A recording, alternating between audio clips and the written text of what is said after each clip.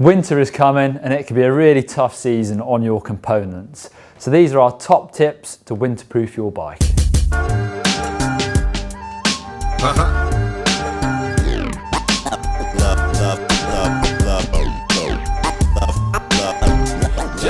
Winter is especially tough on your drivetrain. All that mud and grit getting into the chain almost acts like a grinding paste. It's going to wear down those components really quickly. So it's worth spending some extra time to make sure your chain's really clean after every ride. Give it a good degrease and then lube it back up. Wet lube might be a good idea so it doesn't get washed off quite so easily.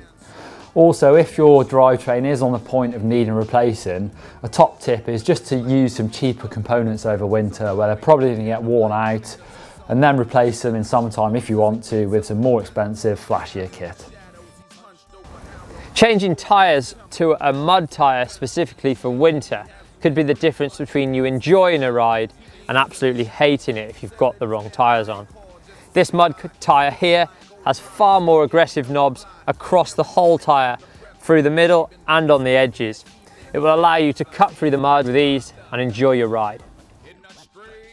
Another thing to keep an eye on is your brake pads. They do wear out a lot faster in winter and the rear ones tend to wear out quicker than the front, so keep an eye on them. It also might be an idea to change to sintered brake pads. They will last longer and work better in wet conditions. They don't quite have that same initial bite as resin pads, but they are designed for more winter use really. Now there's nothing worse than having conventional push-on or slide-on grips that spin around on the handlebar. In the winter, probably goes without saying that you're going to ride in the rain and mud. I would opt for some lock-on grips like this one, put them on there, tighten them up with your 2.5mm Allen key, they're going nowhere.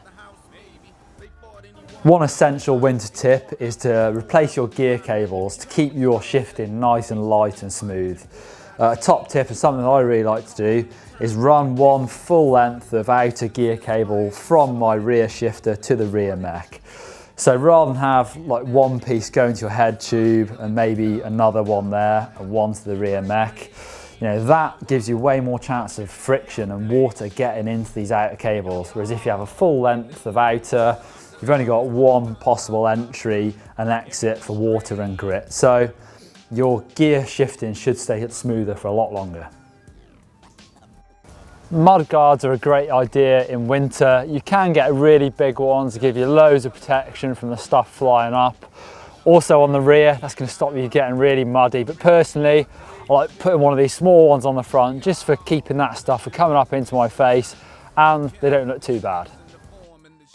Riding in winter, and especially using a pressure washer to clean your bike, will be really hard on your suspension bearings. So I would take the time to do a full overhaul of the rear end of your bike. So take the pivots apart, pack all those pivots full of grease, because if they get washed out, it's going to damage those bearings and it's just going to mess up the whole rear end of your bike, and that can make it really sloppy and get that rear end flexing, and you don't want that. So make sure they're fully packed with really nice thick grease.